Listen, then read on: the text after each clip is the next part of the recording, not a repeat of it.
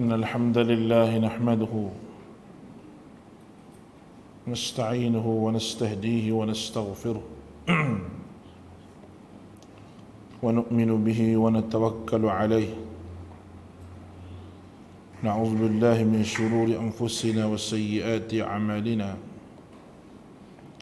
من يهده الله فلا مضل له ومن يضلل فلا هادي له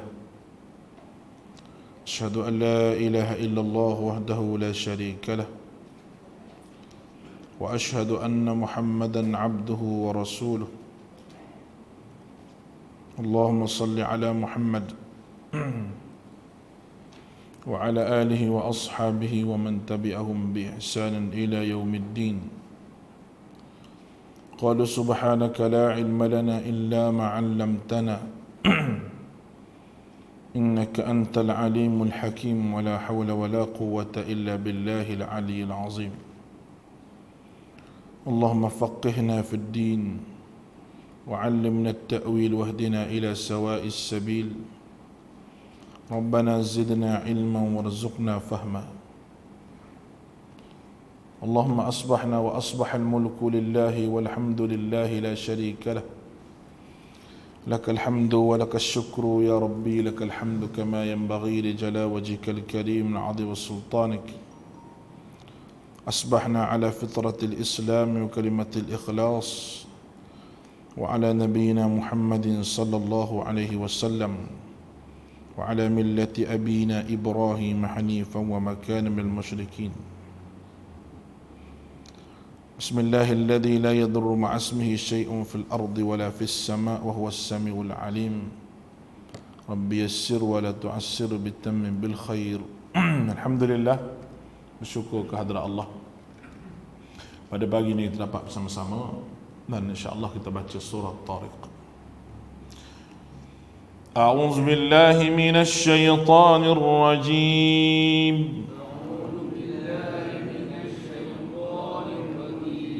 بسم الله الرحمن الرحيم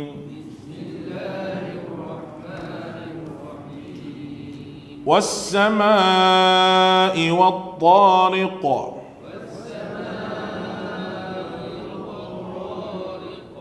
وما أدراك ما الطارق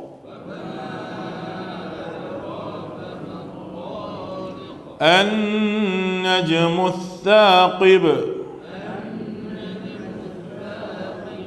إن كل نفس لما عليها حافظ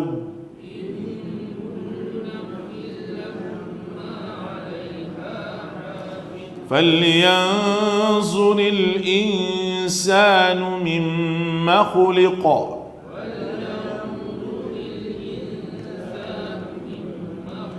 خلق من ماء دافق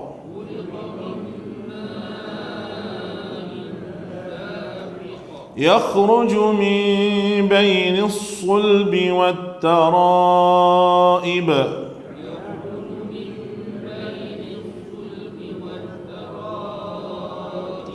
إنه على رجعه لقادر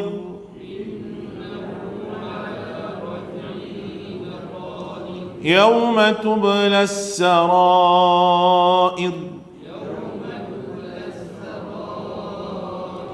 فما له من قوة ولا ناصر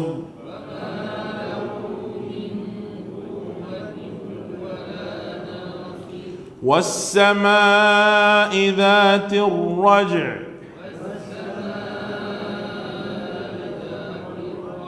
والأرض ذات الصدع إنه لقول فصل وما هو بالهزل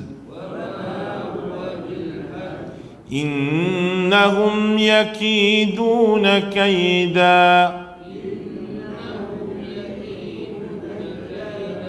إنهم يكيدون كيدا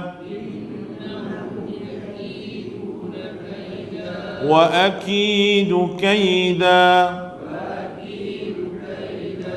فمهل الكافرين أمهلهم رويدا.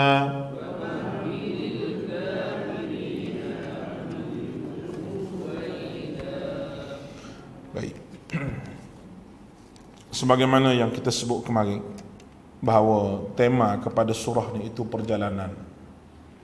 Sama ada perjalanan bintang utama ataupun perjalanan orang yang musafir pada waktu malam yang mengetuk pintu rumah supaya dibuka untuk mereka beristirahat ataupun tumpang bermalam. Ada juga dalam surah ni adalah penjagaan kepada manusia itu sendiri. Bermula daripada awal kejadian manusia sampailah Allah Subhanahu wa taala takdirkan untuk duduk atas muka dunia, dan perjalanan yang makin jauh untuk ke negeri yang kekal abadi, iaitu akhirat. Akhirat ni dia akan pergi dua perkara sahaja.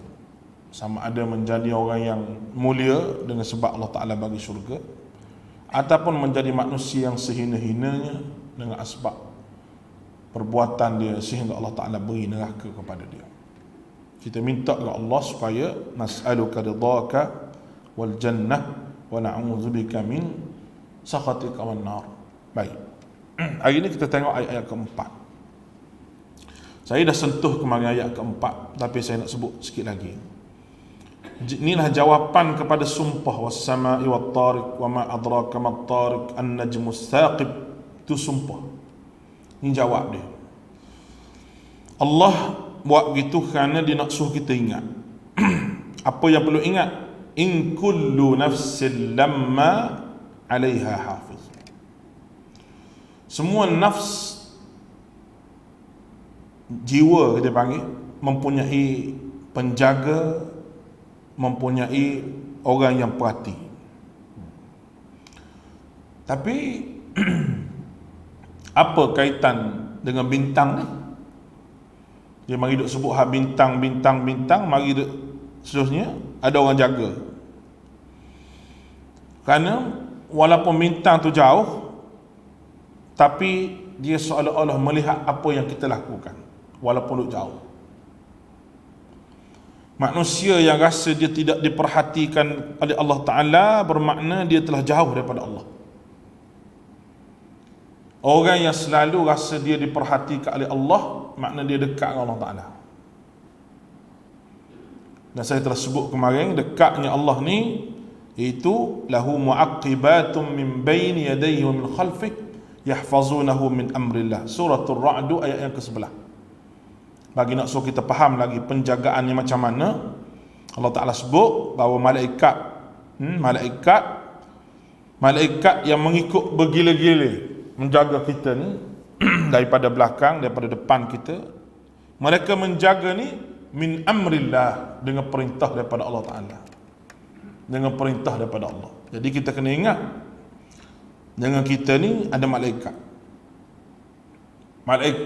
yang catat, malaikat yang jaga. Jadi apabila manusia rasa dia tidak pernah bersendirian kerana ada malaikat yang jaga dia, dia akan jadi berani. Bukan berani buat jahat, berani dengan kebenaran dan berani menegakkan kebenaran. Yang pertama, dia yakin sebab malaikat duk jaga dia. Malaikat duk jaga dia.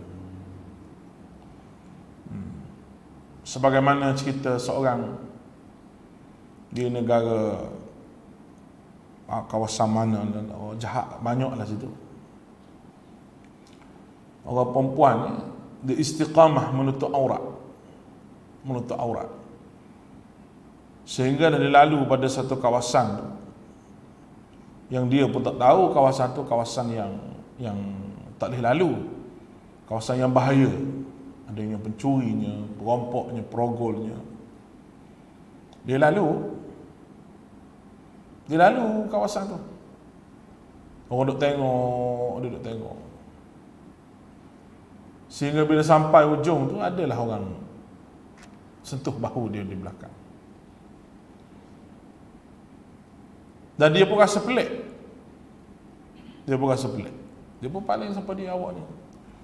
Dia kata, saya orang yang biasa lalu kat sini, kata lelaki tadi. Awak tak takut ke awak lalu sini? Dia kata, saya tak takut. Saya ada Allah. Saya ada Allah yang menjaga saya. Lepas tu lelaki tu pergi gitu je lah, lalu kat situ. Orang duk tengok ke dia. Datanglah seorang yang berangai yang tak elok pada dia. Tujuan untuk buat perangai tak elok lah. Tiba-tiba dia nak pergi kawan tu, mula-mula dia tengok kawan tu jalan seorang-seorang. Dia nak pergi pada kawan tu, tengok ada orang jaga dia. Sehinggalah orang tu jumpa dengan dia. Dia kata, aku ada niat tidak baik kepada kamu. Pada peringkat awalnya aku tengok kamu ni tak ada orang, sama seorang-seorang. Tiba-tiba bila aku nak pergi kat kamu, aku tengok kamu ada bodyguard yang jaga kamu. Ada orang lelaki, tubuh yang sasa. Perempuan tu kata, tak tahu, saya jalan seorang-seorang. Rupa-rupanya itulah hikmah yang Allah Ta'ala nak bagi apabila seseorang itu menjaga syariat Allah Subhanahu Wa Ta'ala, yang mungkin Allah Ta'ala, tidak mungkinlah, memang Allah Ta'ala akan jaga dia. Sebab janji Allah, ihfazillah yahfazka. Jagalah Allah, Allah Ta'ala akan jaga kamu. Itu adalah janji daripada Allah Azza wa Jalla kepada kita, dan janji Nabi kita SAW.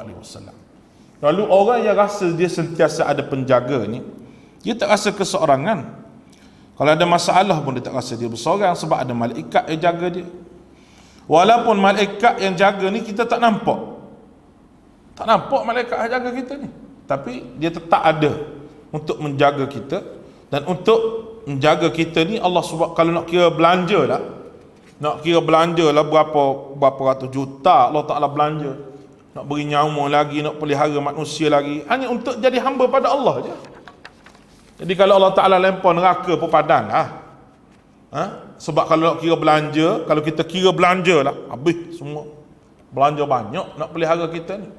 Tapi Allah Ta'ala tak minta pun ganti bil apa yang kita telah guna, sama ada bil nyawa kita ke, ataupun bil berjalan kita ke, bil tenaga kita, Tuhan tak minta ganti. Satu je Allah Ta'ala minta, supaya jadi hamba dia, hamba kepada Allah Subhanahu Wa Ta'ala. Baik.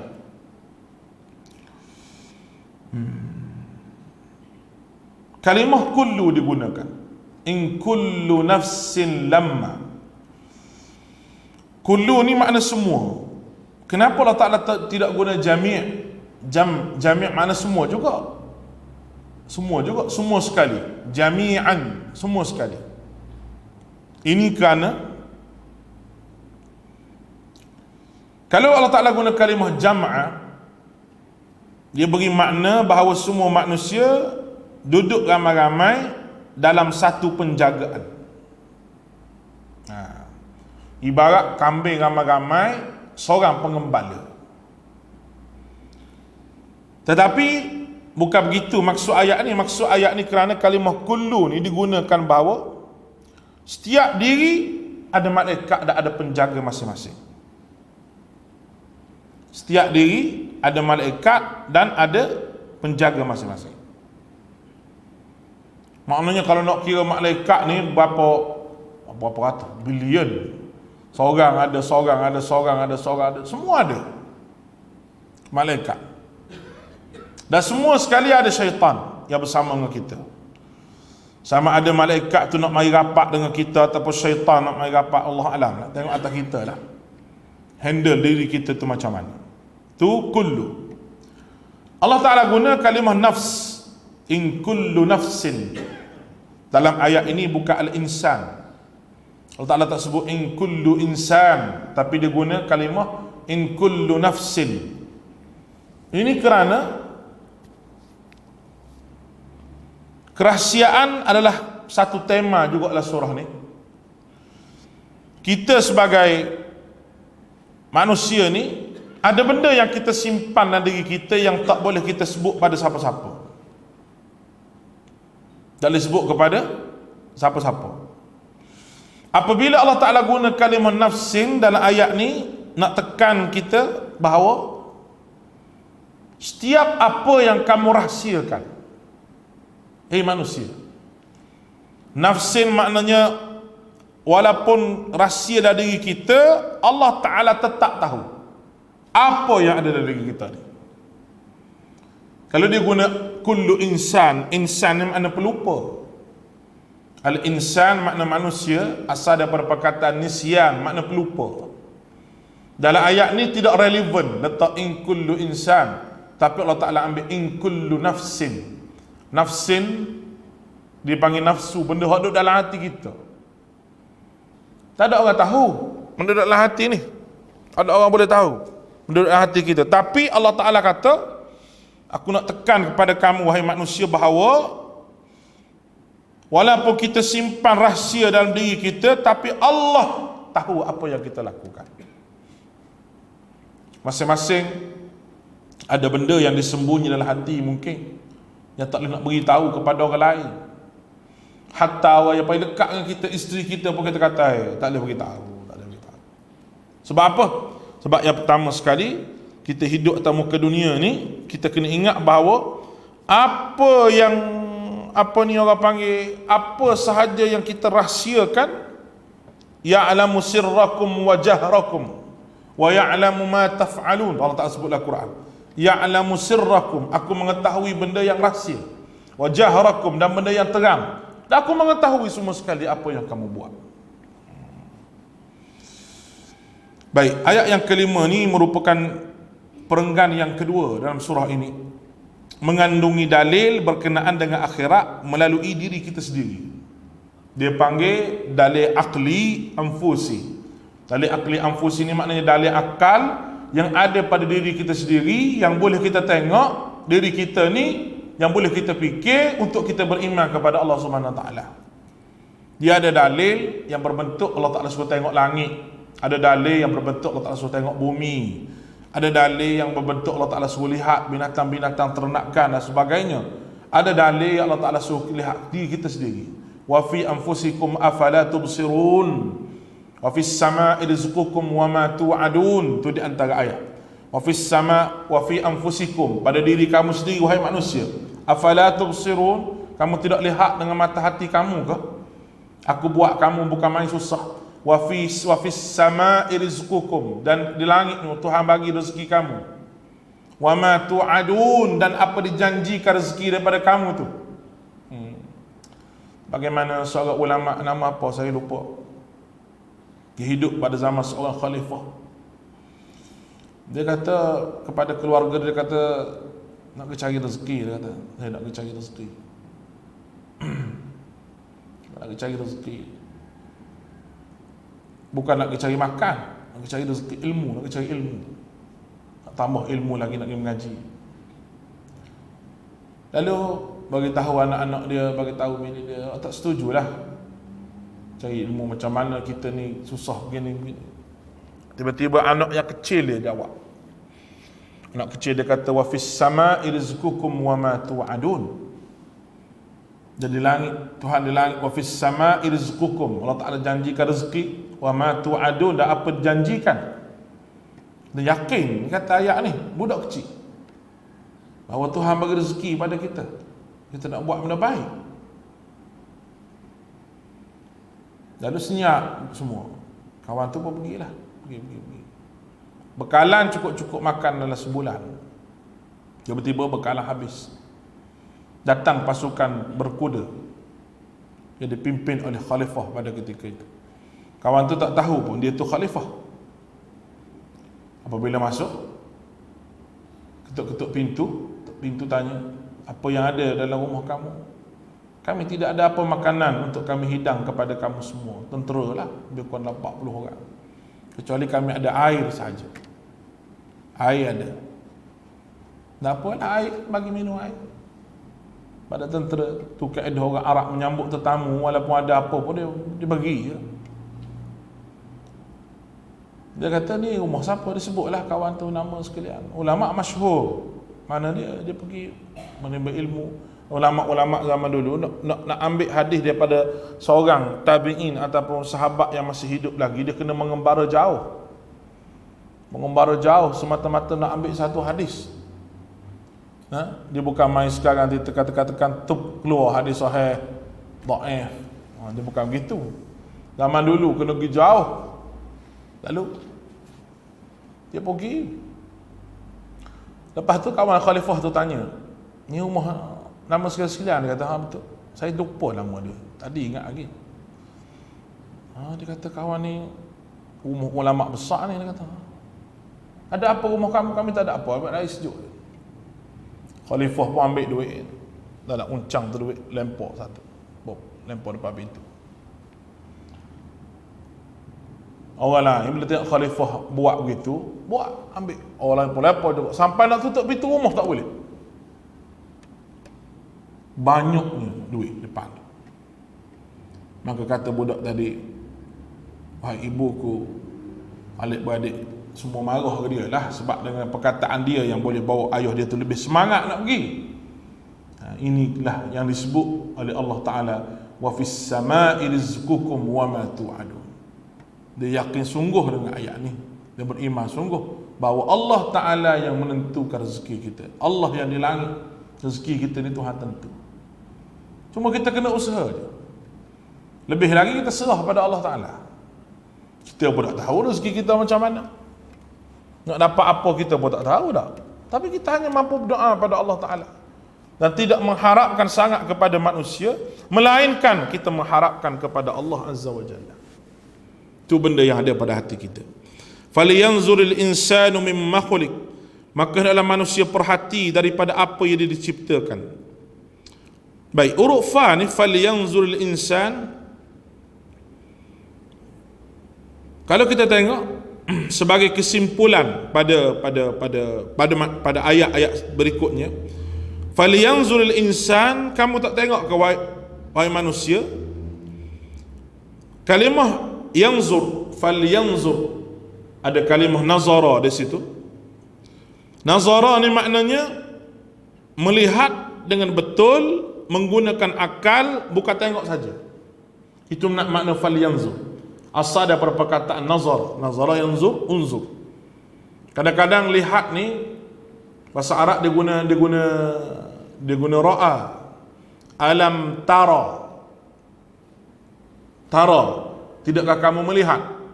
Alam tara kaifa fa'ala rabbuka bi ashabil fil. Kamu lihat ataupun tidak Muhammad puak-puak ashabil fil? Tapi kadang-kadang dia guna perkataan nazar. Sebagai ayat ni lah, falyanzur, yanzur asal daripada perkataan nazara, ada nun, za dan ra. Maknanya, maka hendaklah manusia memperhatikan. Perhati dengan menggunakan akal, bukan tengok saja. Lalu Allah Ta'ala sebut kalimah al-insan. Al-insan itu manusia yang pelupa. Manusia, mu tak tengok ke mimma khuliq, daripada apa yang aku ciptakan kamu semua ni? Mu tak tengok apa aku ciptakan kamu? Ciptakan ini Allah Ta'ala guna perkataan khuliqa, jangan tidak disebut siapa pembuat dia. Falyanzuril insanu mimma khuliqa. Allah Ta'ala tak sebut khuliqallah ke apa, khalqallah, tidak. Mana suruh manusia fikir tanpa disebut pembuat dia. Siapa dia buat ni? Sebagaimana Al-Quran Allah Ta'ala cerita al-maghdubi alaihim, ghairil maghdubi alaihim. Satu kata berbentuk pasif dia panggil, berbentuk tak ada tahu siapa, tapi boleh semua sekali. Al-maghdubi alaihim tanpa meletakkan nama, tapi dia ni golongan yang Tuhan murkai. Yang masyhur tafsir Jalalain sebut Yahudi, ad-dallin Nasara, tu dia sebutlah. Tapi bila sebut al-maghdubi alaihim, golongan yang Allah Ta'ala murkai, siapa sahaja yang perangai yang Allah Ta'ala murkai. Masuk dalam ayat tu ad-dallin, siapa sahaja yang sesat daripada sudut akidah, termasuk dalam ayat itu. Sama ada Yahudi ke Melayu ke Cina ke apa, kau tak kira. Ayat ni pun begitu juga. Mimma khuliq, siapa buat? Jadi tertanya-tanya siapa dia buat. Macam mana cara buat tu? Tanpa disebut siapa dia pembuat dia. Allah Ta'ala kata khuliqa mimma dafiq. dicipta daripada air dipancarkan, ma'in dafiq, air yang dipancarkan, lelaki campur dengan perempuan. Mai daripada mana ni? Yakhruju min bainis sulbi wat tara'ib. Mari daripada sulbi, at-tara'ib, dan air tulang dada daripada perempuan. As-sulbi ni makna tulang belakang. At-tara'ib merujuk kepada tulang dada. Baik. Tulang belakang ni satu benda yang amat kukuh di sisi tubuh kita ni. Kalau kita jam tulang belakang kita, sudah tak boleh buat apa. Dalam bahasa pun dia sebut bahawa dia tu sara keluarga dia tu menjadi tulang belakang kepada keluarga dia. Tulang belakang tu dia panggil sulbi wat tara'ib, dan air daripada dada perempuan. Baik. Ayat ni ada orang panggil cobaan di kalangan mufassir sendiri untuk melihat ayat ini daripada sudut saintifik. Sudut sainsnya macam mana? Tak jumpa jawapan. Tidak berjumpa jawapan hasil daripada Allah Ta'ala sebut begini. Cuma adalah maklumat-maklumat yang biasa-biasa saja. Sebab apa Allah Ta'ala buat begitu? Kerana ada benda yang Allah Ta'ala sebut secara literal sahaja, tanpa Allah Ta'ala sebut huraian. Tapi kita tak tahu benda begini ni. Kalau Allah Ta'ala tak sebut, kita tak tahu. Cuma ada kajian sains, nak jadi kita ni kena ada benih jantan, benih betina. Bukan kita saja, semua sekali. Dalilnya, Subhanalladzi khalaqal azwaja kullaha mimma tunbitul ard wa min anfusihim wa mimma la ya'lamu. Surah Yasin. Maha suci Allah. Khalaqal azwaja kullaha, yang menjadikan semua atas muka dunia ini berpasangan. Azwaja kullaha makna semua berpasangan. Mimma tunbitul ard, sama ada yang melata atas muka bumi ini. Wa min anfusihim, pada diri kamu sendiri wahai manusia. Wa mimma la ya'lamu, dan daripada benda yang kamu tak ketahui. Ada jantan, ada betina. Ada elektrik jenis positif, negatif. Bateri ada positif, negatif. Hatta apa dia panggil? Atom. Zarrah harap panggil. Kalau orang mengaji jenis apa ni, sains sikit lah, zarrah, atom tu benda yang paling halus.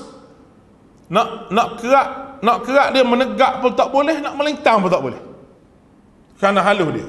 Tu pun ada dia punya positif dia punya negatif dia. Sebab Allah Ta'ala sebut kullaha, semua sekali. Pokok ada jantan, ada betina dia. Benih dia tu ada benih jantan, benih betina. Sebab tu orang kahwin pokok ni. Kahwin ni sebab ada pasangan. Kalau tak ada pasangan, nak kahwin macam mana? Boleh faham tu? Sebab ada pasangan lah kita berkahwin. Sebab ada jantan, ada betina. Pokok pun begitu juga. Kita tak tahu pokok jantan ke pokok betina. Cuma pokok salak tu lah, pokok salak orang duduk tanah tu lah. Hak tak berbuah tu kita panggil jantan. Hak buah tu kita panggil betina. Tu kita saja pandai-pandai je. Sebab pokok jantan betina ni kena tengok benih dia tu macam mana. Benih jantan ke benih betina. Ni kalau orang bab pertanian ni mungkin dia tahulah benda ni. Tapi manusianya Allah Ta'ala sebut hasil daripada dua air. Innahu ala raj'ihi laqadir. Ni maklumat penting yang Allah Ta'ala sampaikan. Maksudnya Allah berkuasa penuh untuk mengembalikan kepada hidup sesudah daripada mati. Allah Ta'ala guna kalimah innahu dalam ayat ni. Allah Ta'ala tak sebut pun nama dia, tapi dia sebut innahu, aku. Sesungguhnya siapa dia boleh hidup orang mati semula kalau tidak Allah Subhanahu Wa Ta'ala? Maka tak sebut pun tak apa, nak suruh manusia cari siapa dia. Itu Allah. Kadang-kadang Tuhan guna nama dia Ar-Rahman, Allamal Quran, Khalaqal insana 'allamahul bayan, Asy-syamsu wal qamaru bihusban, An-najmu was-sajaru yasjudan. Tu semua Allah tak sebut tu. Nama Allah tu sendiri dia sebut Ar-Rahman. Nama dia yang Ar-Rahman. Ar-Rahman yang buat apa? Allamal Quran, yang mengajar pada kamu Quran. Khalaqal insan, yang memula menciptakan manusia. Allamahul bayan, yang beri ilmu penerangan kepada kamu. Itu semua Allah Ta'ala memperkenalkan diri dia. Jadi kerja nak masukkan air jantan betina ni, laki perempuan ni nak duduk dalam rahim, kerja manusia mana pun tak boleh buat, ni kerja aku. Dan kerja nak suruh hidup semula lepas daripada mati pun kerja Allah Ta'ala juga. Bagaimana manusia tak ada unsur langsung daripada air tu sahaja aku boleh buat jadi manusia, apatah lagi siap sedia manusia dah, ada dengan hidung, dengan mata, cuma hancur dalam tanah, aku nak buat balik. Apa yang susah sangat bagi Allah Subhanahu Wa Ta'ala? Hei musyrikin Mekah yang kamu tak mau beriman sangat ni, kenapa? Ni yang musyrikin Mekah tak mau beriman dengan sebab ni. Wallahu a'lam. InsyaAllah kita sambung esok ayat yang ke-9. Aqulu qawli hadha astaghfirullahal azim li wa lakum wa ufawwidu amri ila Allah innallaha basirun bil ibad. Assalamualaikum warahmatullahi